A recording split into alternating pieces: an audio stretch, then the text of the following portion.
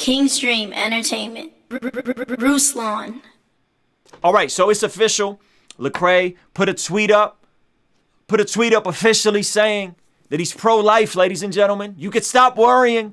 You could stop thinking he's pushing cultural Marxism. You could stop worrying that he's pushing the woke left agenda. Everybody could just relax, all right? And he has a video coming out about it that I've seen personally, him breaking down his entire position, him confessing the mistakes he made as an adolescent, him talking about the work that he did with multiple pro-life organizations, how this all shapes his views and his politics. A really good video that's coming out. I don't want to spoil it, but you guys should be subscribed to his YouTube channel as well. I saw it early because I'm one of his Patreon. By the way, if you want to partner with what we're doing here, you can hit the description and partner in that way. And of course, if you're enjoying this video, give this video a like. But listen, without no further ado, I gotta bring in my man. Hey, we in this thing. Long overdue, man. Yes. Long overdue. Yes. Yo, my man Jay from the Crew Hip Hop Corner. You broke this story.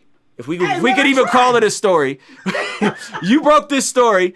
And tell us what happened. Fill us in on what happened with this Lecrae coming out. That's so hilarious. I titled the video like that on purpose. Tell us the story. Lecrae coming out as pro-life. Everybody thought he was pro-choice and he voted for Biden and all these shenanigans. Tell us what happened. Give us a breakdown. Because what happened is actually hilarious. Go for it.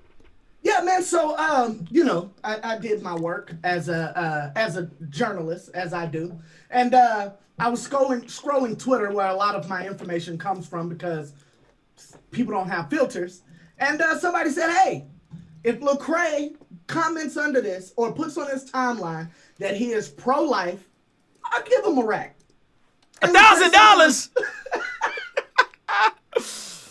And Lecrae responded very quickly within that time frame. I'm pro-life with his Cash App, Pay Tides, and he says, "I want to see if he's a man of his word." Let's do me a solid. Y'all go blow this man up on Twitter and let's make sure he sends over that rack. It'd be hilarious if that was Lecrae's real Cash App. I don't think it is. I think Lecrae is trolling. But yeah, so he says, "I'll give Lecrae a rack." Tyson James, y'all go blow up Tyson James on Twitter, please. He says, "I'll give Lecrae a rack." On Twitter says I'm pro-life. I'll wait with the little clock emoji. Lecrae says, "I'm pro-life, Cash App, Pay Tides. Hope you're a man of your word." Yo, I think it would be hilarious if you guys went and blew this man up on Twitter and made sure he was a man of his word. I don't think he sent it over yet. I got to check the thread. But go ahead, go back to so Phyllis. Yeah, man. Look. People don't understand. This is what Lecrae does, right? He doesn't really get involved in the nonsense, but when something is knocking on his door like this, yep, this is what he does. So he went after it. He took the bait, if that's what you could call it. It really wasn't bait, because this is nothing to Lecrae, right? Mm-hmm. This is something he said on several different occasions. Multiple songs, multiple times. Right. You know, matter of fact, one of the songs, The Good, the Bad, the Ugly, which was on his #1 album, Anomaly, is where he talked about regretting getting that abortion. Mm-hmm. I want to ask you something. In terms of this whole situation with Bryant Gray, right? That's his name, Bryant Gray. I'm really not trying to cap like I forgot his name. Bryson Gray. Gosh, I feel awful right now because I had a really fierce Instagram live stream that he put up on his Instagram. Y'all can go watch. Y'all go watch me get in the flesh and yell at this man for an hour and a half about 1 Corinthians chapter 5. But in light of Bryson Gray, I've seen this, you've seen this, we know this happens behind the scenes, but do you think there's becoming I hate using this word, but almost like an opportunistic attitude towards our space of people seeing that there's a crowd here? It may not be as big as the mainstream, but there is a tribe here where you got multiple YouTube pages. You guys got 20,000. David Lovick over there, Rapzilla, right? All these the track stars. And people see and say, "Oh, there's a tribe over here. I could potentially slide in, steal some of these fans, go after the." You know, you talked about how did you describe? You said going in a schoolyard and punching the biggest kid in the face. Yeah, the biggest man. Yeah. Do you think some of that could be motivated by just sheer like, yo, there's something here. There's fans here. 100%, but I don't know.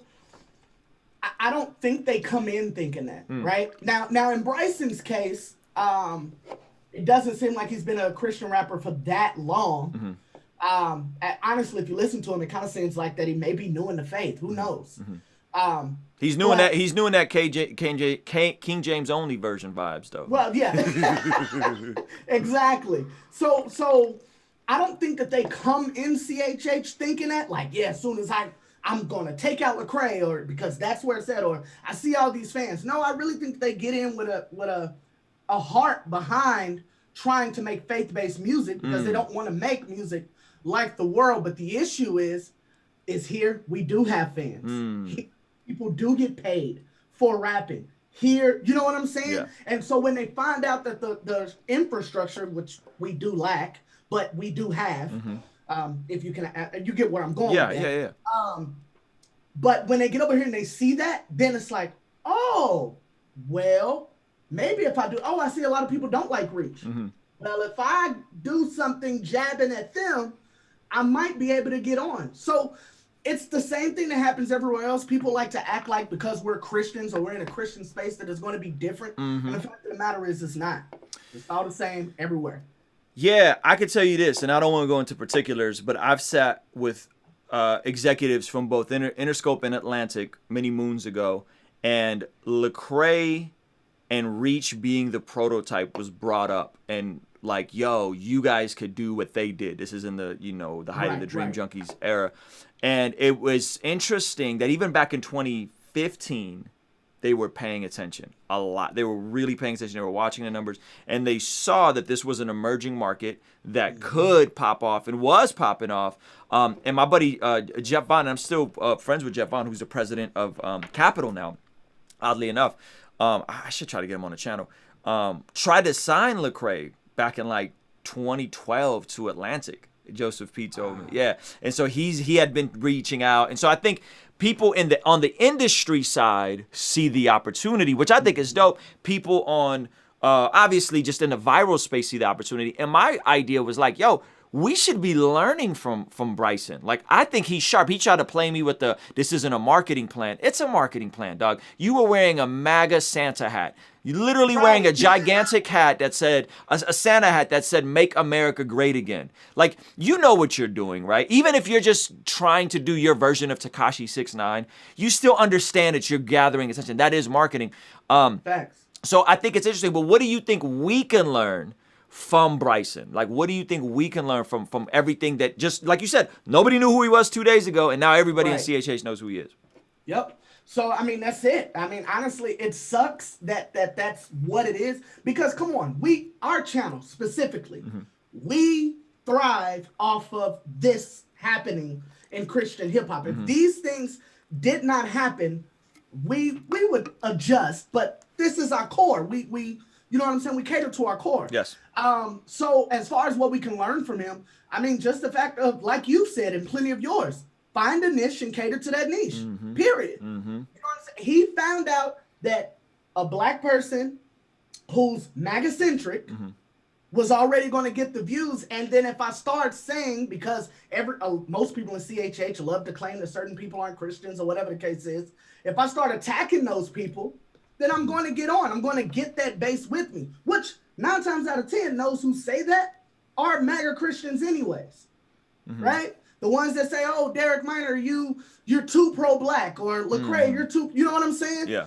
So he found that and he stuck with it. He even said on one of his lives that he loves the controversy. Like, he loves what comes with this. He feeds off of this. So as far as what we can learn from, and that's just him as a person, but as far as what we can learn, it's just finding, like you said, I love listening to you, but finding what the people are starving for. Dive into that and feed that. And that's what he's done. Yep. Yeah, I think you're totally right. And that's why I actually appreciate Lecrae pressing into these hard conversations on his YouTube channel with, he did the video on politics. I thought that was dope. The video, I think it's coming out tomorrow, his video on being pro-life and abortion and the whole thing. I think that was dope. I saw the video today. So I think this is the era where we own the narrative. You own the narrative. You get ahead of the narrative. You drive the narrative. Right. You don't react. You have to get ahead of things.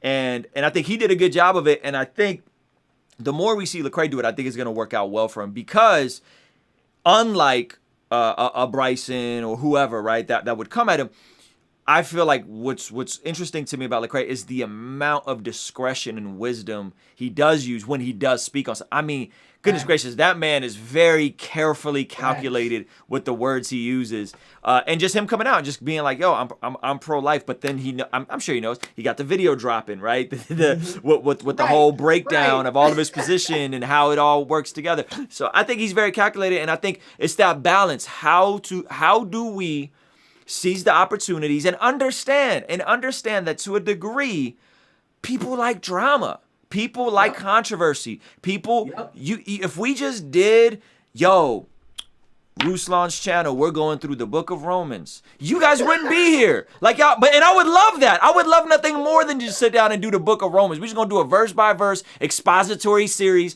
on the book of Romans. There'd be like 10 people in here, right? But when we start things and then we drive the narrative, it gets people excited. And I don't want to defer to like the ends justify the means, because I think that's worldly, but I think there's something there, and I think there's a way we can do it tastefully. And I'm okay with potentially being wrong at times, because I'm okay with owning it and saying, guys, I blew it. Like I apologize to people in the comment section all the time. Oh, I'm sorry, my bad. I didn't mean it that way. I misspoke. Like I think there's something there. Let me ask you this last question. Do you think this is going to get me in trouble? Oh, I like this one. I already like it. When I was on this new app. What's the new app that we're all on? What's up, Kenny Knoxville? Clubhouse.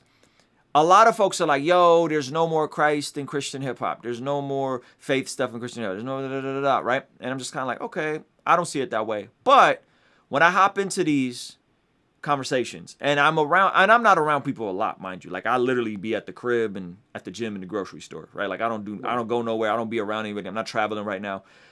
But I do feel like there is this like flippant attitude in CHH. Not that folks don't love God, but that some of us, not all of us, but some of us are just a little too loose with how we speak, with our attitudes, with our temperaments, with our work ethic. Right, I'm gonna get into the meat. You talking like this, Ruslan? I'm gonna get into the meat with our work ethic, and you made a great example in your video. Y'all should go make sure y'all subscribe to the crew. You made the example.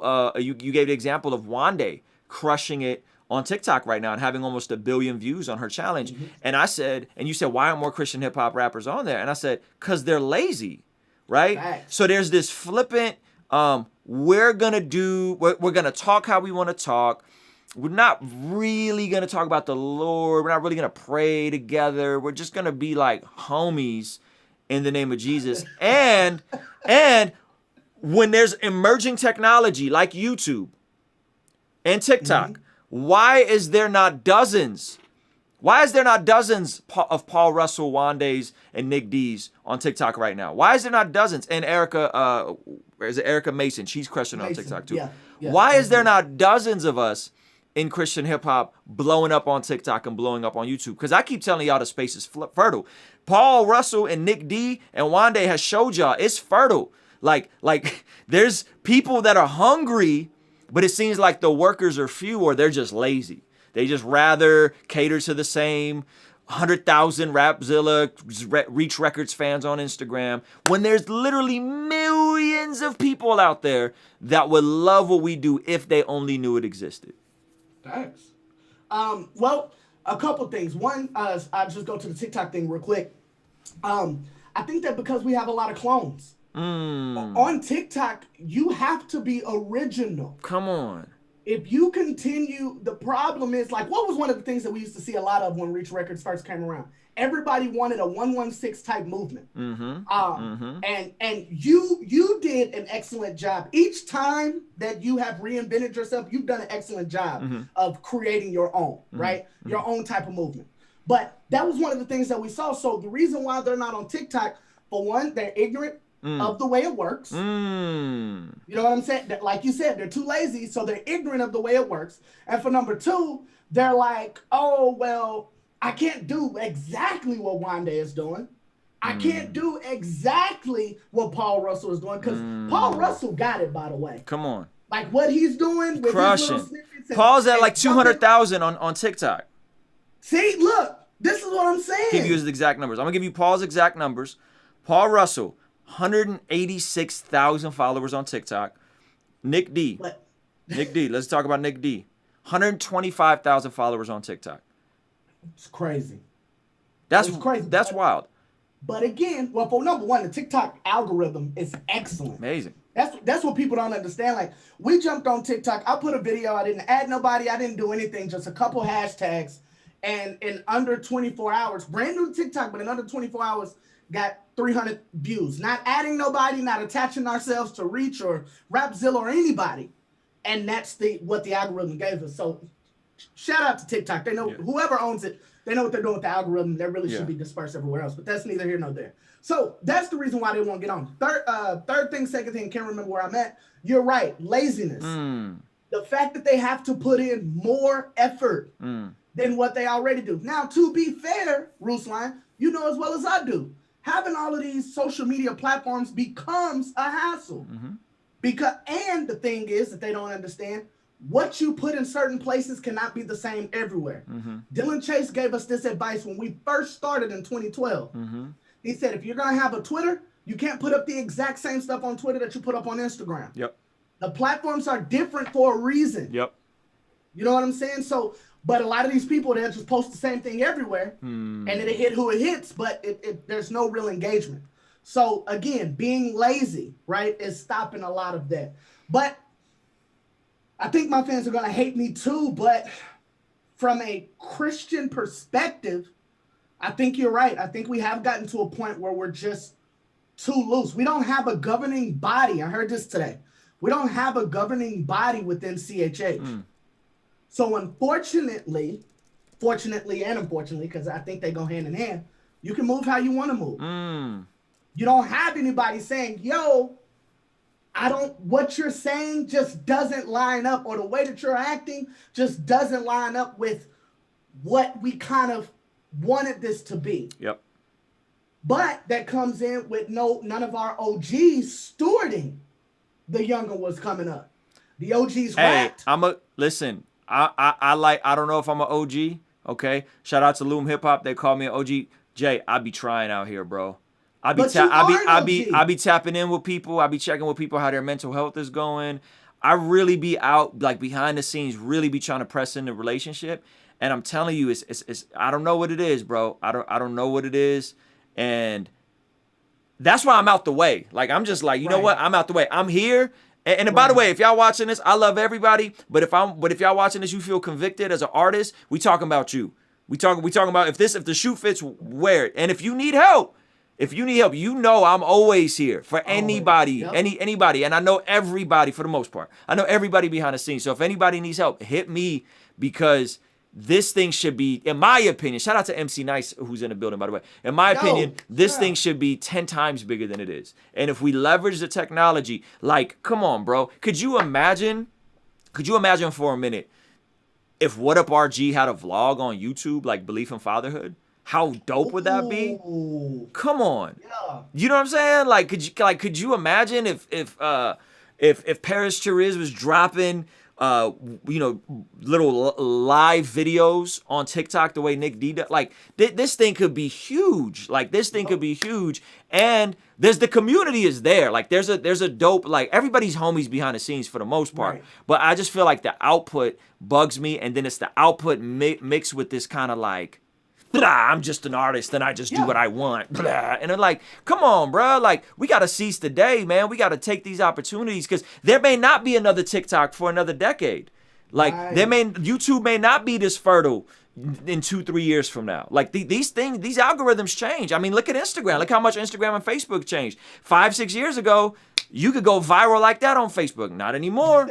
Not anymore. So that's what I'm saying. So, yeah, man. Yo, bro, thank you for being here. I appreciate you. Y'all go subscribe to the crew. Abundance over scarcity. That's what that means. Okay, abundance over scarcity means that, like, I want everybody to win. In the words of the great modern philosopher of our era, Young Thug, I think we could all be rich. I want everybody to be richer than me. All right, man. Yo, y'all subscribe to the crew. We know that you have always supported us, bro. I want to put that out there.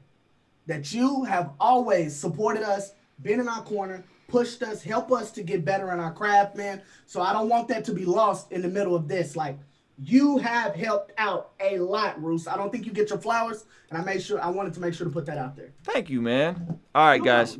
Kingstream Entertainment. Ruslan.